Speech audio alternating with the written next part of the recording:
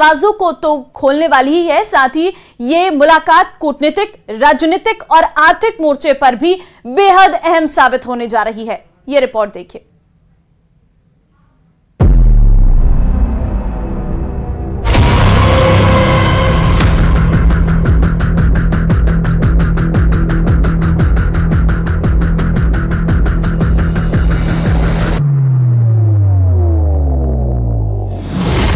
एक ऐतिहासिक घड़ी, एक ऐतिहासिक मुलाकात, एक ऐतिहासिक यात्रा,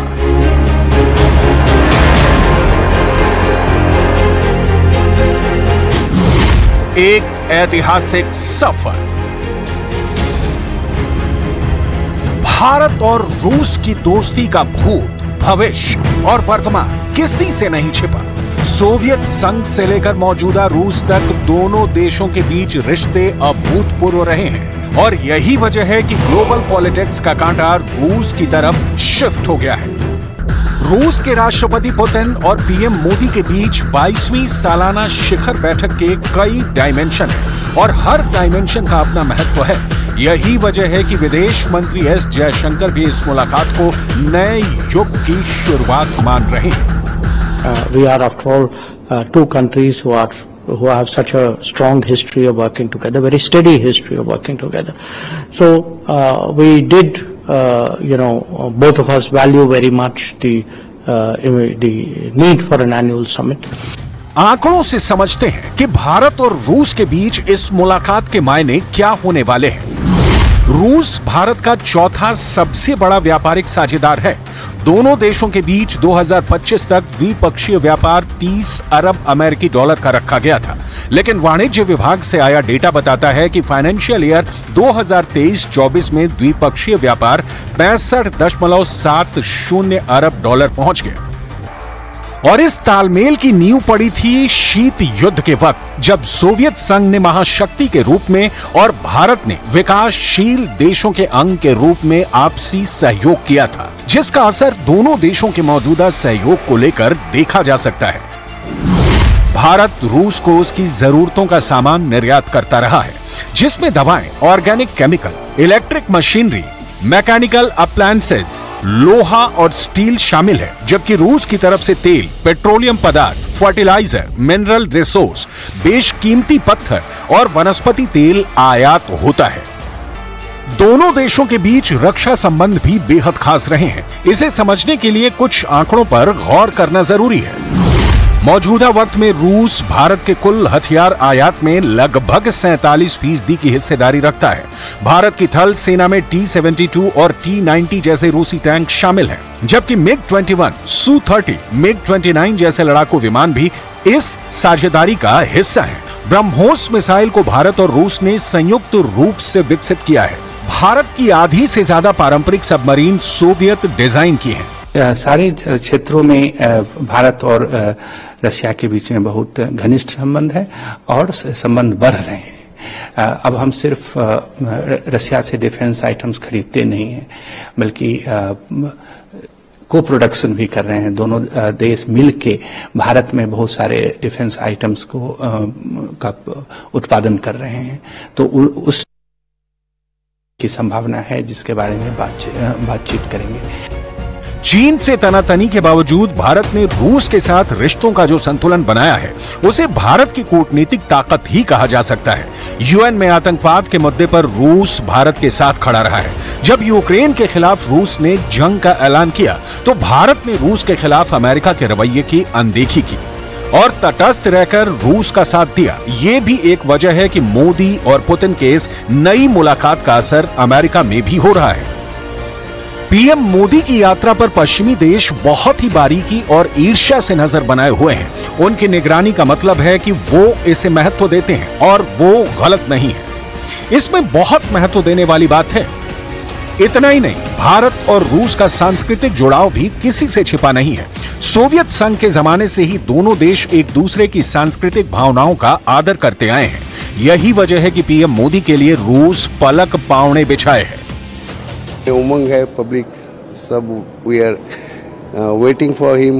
लोग तरह तरह के लिए प्रिपरेशन कर रहे हैं, सब कोई ये अपने अपने कोई कल्चरल प्रोग्राम्स कर सोच रहा है कुछ है। हम अपने मेनू में भी कई गुजराती डिशेस वगैरह इंट्रोड्यूस किए, lots of thing, even the menu that is made specially, उसमें भी कई नया आइटम्स हम लोग इंट्रोड्यूस किए गुजरात से। That's what's going on. जाहिर है दोस्ती का ये नया दौर एक नया अध्याय लिखने जा रहा है।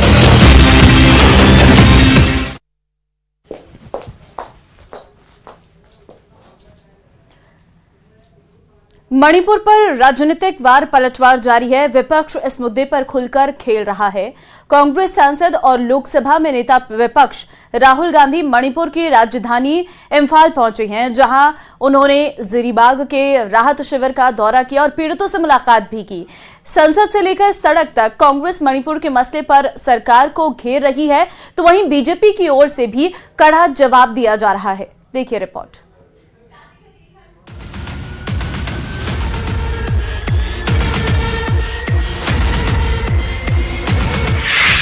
कांग्रेस सांसद राहुल गांधी मणिपुर के दौरे पर हैं। मणिपुर के जिरीबाम में राहुल गांधी रिलीफ कैंप पहुंचे।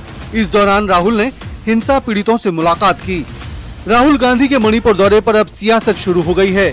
बीजेपी नेता रविशंकर प्रसाद ने इसे सियासी दौरा बताया और कहा कि मणिपुर एक संवेदनशील विषय है, वहां पर सभी को मिलकर शांति का प्रयास करना चाहिए। मणिपुर एक संवेदनशील विषय है, वहां पर सबको मिलकर शांति का प्रयास करना है। राहुल गांधी इसका राजनीतिकरण करते हैं, वहां मलहम लगाने की जरूरत है। वहां पर अमित शाह जी कितने दिन रहे, वहां राज्य गृह मंत्री नित्यानंद राय कितने दिन रहे। हमेशा पूरे मणिपुर पर मलहम लगाने की कोशिश की जा रही है। जब भी चीजें ठीक होने की कोशिश होती है, क्या राहुल गांधी तनाव बढ़ाने का काम करते हैं? कांग्रेस नेता जयराम रमेश ने राहुल गांधी के मणिपुर दौरे पर बीजेपी पर तंज कसते हुए पीएम मोदी के मॉस्को दौरे पर ही सवाल उठा दिए। बायोलॉजिकल प्रधानमंत्री मॉस्को जा रहे हैं, राहुल जी नेता प्रतिपक्ष लोकसभा में वो मणिपुर गए हैं। ये तीसरा दौरा है उनका मणिपुर में, 3 बार जा चुके हैं, ये तीसरी बारी है। और ये दिखाता है, और पिछले 17 महीने में प्रधानमंत्री ने मणिपुर के बारे में कुछ कहा ही नहीं। मणिपुर के मुख्यमंत्री से नहीं मिला है, मणिपुर के राजनीतिक पार्टियों से नहीं मिले हैं, सांसदों से नहीं मिले हैं, विधायकों से नहीं मिली हैं, और मणिपुर तो गए ही नहीं, कुछ 4-5 घंटे के लिए भी नहीं गए हैं। वहीं केंद्रीय मंत्री गिरिराज सिंह ने राहुल के मणिपुर दौरे पर तंज कसा है। उन्होंने राहुल गांधी की यात्रा को राजनीतिक बताया। देखिए, कुछ लोगों को पॉलिटिकल टूर करने की आदत हुई है, लेकिन जब बंगाल में शरेआम हिंदू महिलाओं को सड़क पे पीटा जाता हो, शरिया कानून के हिसाब से न उस पे जुबान खुलती है युवराज की, न कोई बयान देते हैं। पॉलिटिकल जब वहां के हालात सुधर रहे हैं तो उस हालात को बिगाड़ने जा रहे हैं। मणिपुर को लेकर पीएम मोदी ने भी संसद में कहा था कि गृह मंत्रालय लगातार मणिपुर को लेकर वो तमाम काम कर रहा है जिससे वहां पर शांति बहाल रह सके और हिंसा न हो। ये समस्या सदियों पुरानी है, इसलिए इसका समाधान भी धैर्य और सूझबूझ से ही निकलेगा। कि जिस प्रकार से प्रयास चल रहे हैं, निकट भविष्य में शांति का सूरज जरूर उगेगा। मणिपुर फिर एक बार नए आत्मविश्वास के साथ आगे बढ़ेगा। कांग्रेस शुरू से ही मणिपुर हिंसा को लेकर सरकार को घेरती आ रही है। ऐसे में राहुल गांधी के मणिपुर दौरे ने एक बार फिर सियासी माहौल गर्म कर दिया है। न्यूज़ 18 के लिए ब्यूरो रिपोर्ट।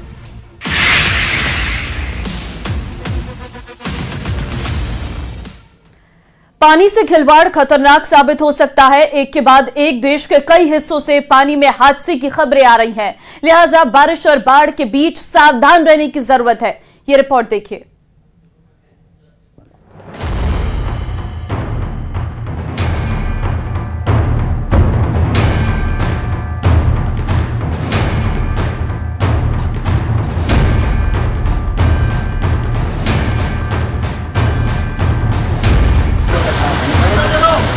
देखिए ऋषिकेश से आई इस तस्वीर को। देखिए कैसे ये महिला पानी के बहाव के बीच फंस गई है। आगे आगे आगे आगे आगे आगे आगे। मामला ऋषिकेश के साई घाट का बताया जा रहा है, जहां एक महिला पानी के तेज बहाव में फंस गई और एक पत्थर पर बैठ गई। महिला को पानी में फंसा देख स्थानीय युवक आए और कड़ी मशक्कत के बाद महिला को बाहर निकाला गया। पानी में लो, आने दो। अब देखिए हल्द्वानी की तस्वीर। हल्द्वानी में बरसाती नाला पार करते वक्त हादसा होते होते बचा। यहाँ 2 बाइक सवार नाला पार करते हुए पानी के बहाव की चपेट में आ गए। बाइक फिसलकर नाले में गिरने लगी। ये दोनों भी पानी के साथ बहने लगे थे। आखिरकार इन्हें बाइक छोड़नी पड़ी। बाइक नाले में गिर गई और किसी तरह ये किनारे पर पहुँचे। ऐसी गलती आप कभी न करें। पानी के बहाव को हल्के में न लें, वरना जान भी जा सकती है। अब पानी में बहती इस कार को देखिए। महाराष्ट्र में बारिश आफत बनी हुई है। महाराष्ट्र के कई जिले बाढ़ की चपेट में आ गए हैं। महाराष्ट्र के बुलढाणा में बारिश का पानी इतना जमा हो गया कि बाढ़ जैसे हालात बन गए। जो तस्वीरें सामने आई उसमें एक कार पानी के तेज बहाव में बहती हुई दिखाई दे रही है और देखते ही देखते पानी के इस बहाव में एक दुकान भी आ गई। मुंबई और उसके आसपास के इलाकों पर भी बरसात की भारी मार पड़ी है। मुंबई के पास मौजूद रायगढ़ किले में कल हुई जोरदार बारिश वहां पहुंचे पर्यटकों के लिए बला बन गई। कई लोग किले में फंस गए। वहां से सामने आए वीडियो में भयानक मंजर नजर आया। भारी बारिश की वजह से किले की सीढ़ियों तक पानी आ गया, वो भी इतनी तेजी से कि ऐसा लग रहा मानो झरना बह रहा हो। ऐसे सैलाब का सामना करने के लिए लोग एक दूसरे का हाथ थामे नजर आए। राहत की बात रही कि वक्त रहते सभी पर्यटकों को सुरक्षित बाहर निकाल लिया गया।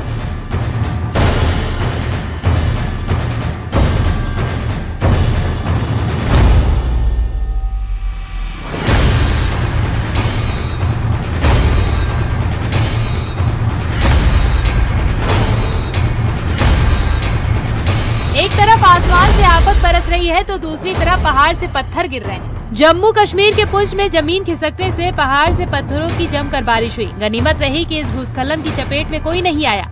राजौरी और पुंछ जिले को कश्मीर घाटी के साथ जोड़ने वाली प्रसिद्ध मुगल रोड पर भी भूस्खलन के चलते बंद हो गई। अगर आप पहाड़ी इलाकों में जाते हैं तो सावधान रहें, कभी भी कहीं भी भूस्खलन हो सकता है। हाल ही में ऐसी कई तस्वीर सामने आई है जहां लोग पानी की धार में बह गए और उन्हें लापरवाही की कीमत जान देकर चुकानी पड़ी। लिहाजा सावधान रहें और पानी से खिलवाड़ बिल्कुल मत करें।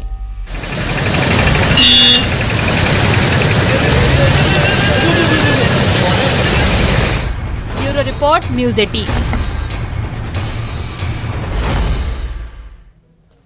आतंकियों के छिपने के एक बेहद खुफिया तहखाने का पर्दाफाश हुआ है। हैरान करने वाली बात यह है कि इस तहखाने का रास्ता एक घर में बनी अलमारी के अंदर से होकर जाता है। देखिए ये रिपोर्ट।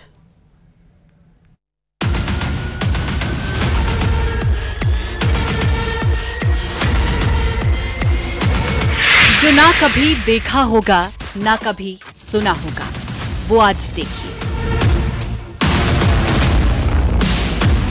इस घर के अंदर बनी इस अलमारी को देखिए। देखने में ये एक साधारण अलमारी लग रही है जिसमें सामान रखा जाता होगा, लेकिन देखिए इसके अंदर बना हुआ है एक बंकर। अलमारी के अंदर था आतंकियों का सीक्रेट अड्डा। कुलगाम में आतंकियों का सीक्रेट अड्डा देख सब हैरान रह गए। कुलगाम में आतंकी यहाँ एक घर में कमरे में बनी अलमारी के अंदर बने बंकर में छुपे थे। जम्मू कश्मीर के कुलगाम में शनिवार को हुए एनकाउंटर में सेना ने 4 आतंकियों को ढेर कर दिया। इस घर के बिल्कुल पास ही आतंकियों को मारा गया था, जिसके बाद इस घर के चप्पे चप्पे की तलाशी ली गई। तलाशी के दौरान जब इस कमरे की दीवार में बनी इस अलमारी को खोला गया तो पहले तो सब ठीक लगा, लेकिन ठीक से देखने पर अंदर एक बंकर बना दिखाई दिया।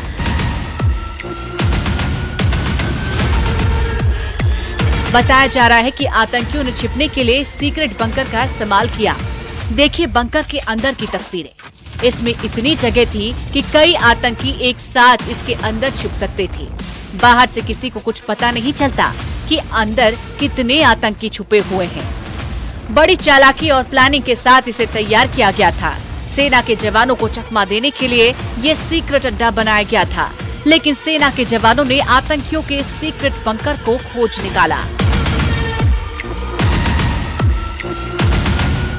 अब इस बात की जांच हो रही है कि वो कौन लोग हैं जिन्होंने आतंकियों की मदद की। जम्मू कश्मीर के कुलगाम जिले में शनिवार रविवार को 2 मुठभेड़ हुई थी। इसमें 6 आतंकी मारे गए थे, जबकि 2 जवान भी शहीद हो गए। जहां आतंकियों के 4 शव मिले, उसके करीब ही घर के अंदर ये सीक्रेट बंकर बना हुआ था। अब सेना के जवान पूरे इलाके में पड़ताल कर रहे हैं और ये पता लगाने की कोशिश कर रहे हैं कि क्या इलाके में कुछ और घरों में इस तरह के सीक्रेट बंकर बने हुए हैं। एक साथ 6 आतंकियों का सफाया सेना की बड़ी कामयाबी है। अक्सर आतंकी हमले के बाद छिप जाते हैं। इस सीक्रेट बंकर के सामने आने के बाद आतंकियों के छिपने के एक और तरीके का पर्दाफाश हो गया। Bureau report, news 18।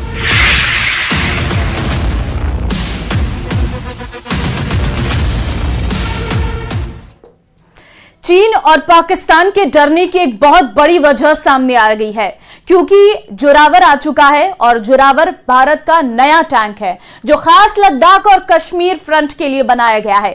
Zorawar tank को डबल फ्रंट के लिए गेम चेंजर हथियार कहा जा सकता है। देखिए आप।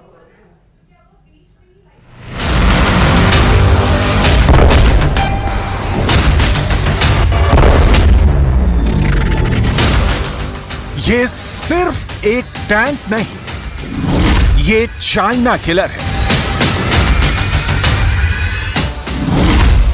ये सिर्फ एक टैंक नहीं,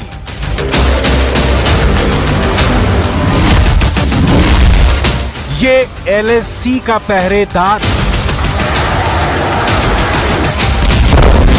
ये सिर्फ एक टैंक नहीं, हिमालय पर होने वाली हर चाइनीज साजिश का जवाब है।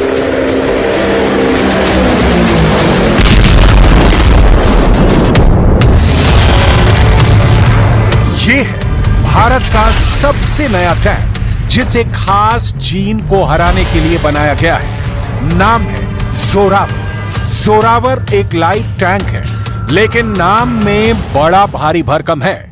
जोरावर खास क्यों है? क्यों इस वक्त लद्दाख से लेकर अरुणाचल के मोर्चे पर इसकी जरूरत है?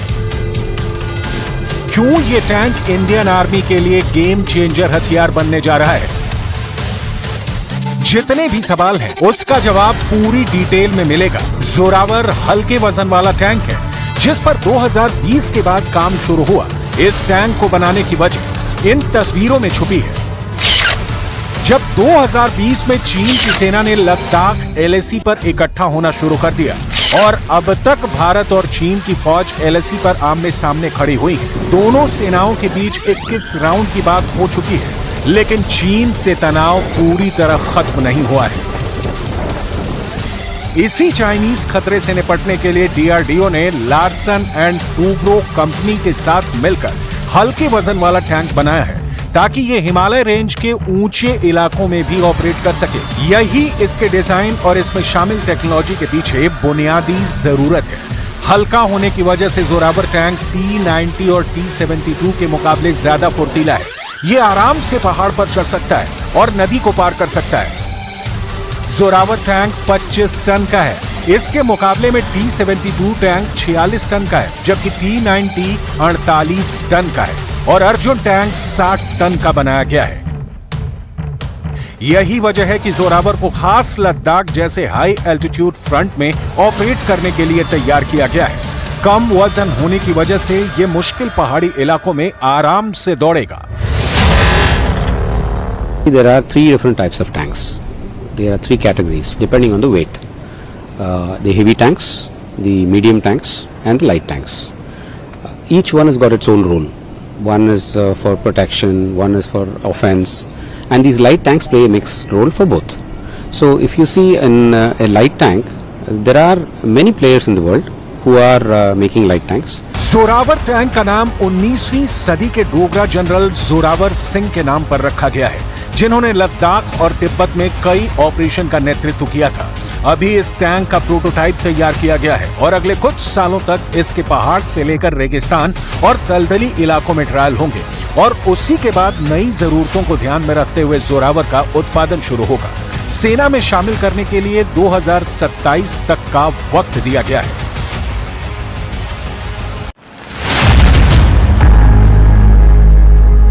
भारत की तोप ताकत को बढ़ाने में रूस ने जबरदस्त मदद की है।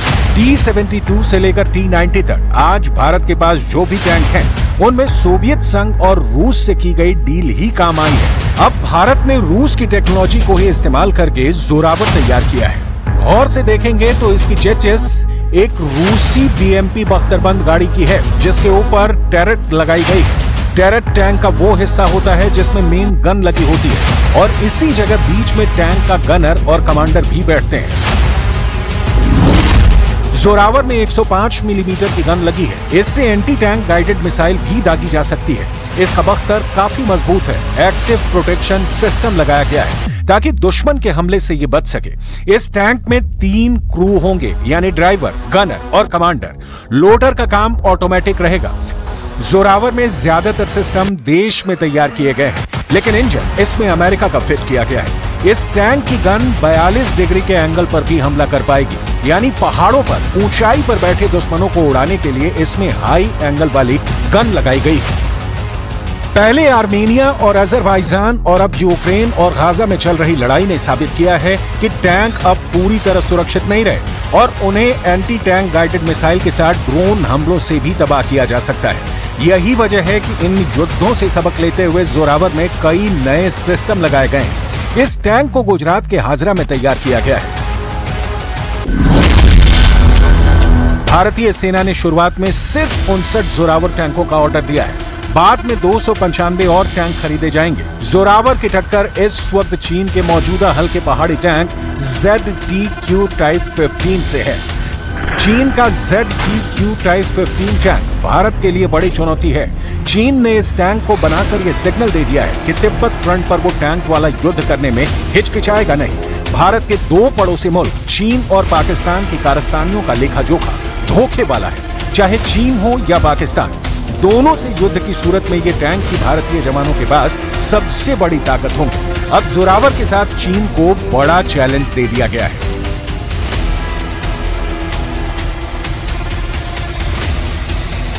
There are the Western tanks, the Russian tanks, Chinese tanks, the Chinese Type 15 tanks, which is right now being deployed. But what is unique of this tank is the weight, as well as the combination of the fundamental parameters of a tank, which is the firepower, mobility and protection. All three are optimized in such a way that the weight is also maintained. At the same time, you're getting all the parameters also. असल में भारत के पास 3 प्रमुख tank हैं, T-72, T-90 और Arjun tank. इन तीनों के बाद जोरावर बिल्कुल अलग कैटेगरी का बहुत हल्का टैंक कहा जाएगा। 25 टन वजन होने की वजह से ऐसे 3 टैंक एक साथ C-17 ग्लोब मास्टर से एयरलिफ्ट किए जा सकते हैं, जबकि IL-76 ट्रांसपोर्ट ऐसे 2 टैंक लेकर उड़ पाएगा। इससे पहले ये दोनों विमान ऐसे सिर्फ 1 टैंक ही लेकर उड़ पाते थे, लेकिन जोरावर हल्का है और इसे तेजी से ऊंचाई वाले इलाकों में तैनात किया जा सकता है। लद्दाख में इस वक्त भारतीय फौज बेहद चौकन्नी है और उसकी तैनाती ने चीन को भी परेशान कर दिया है। 2020 में पैंगोंग के दक्षिणी छोर पर चीन के टैंकों के सामने जब भारतीय T-72 और T-90 टैंकों ने मोर्चा संभाला था, तब चीन को समझ में आ गया था कि लद्दाख की जमीन पर टैंक वाला युद्ध हुआ तो वो हार जाएगा। इसके बाद चीन ने अपने नए टैंक ZTQ टाइप 15 को तैनात करना शुरू कर दिया। अब और चलिए स्पेशल रिपोर्ट में फिलहाल के लिए बस इतना।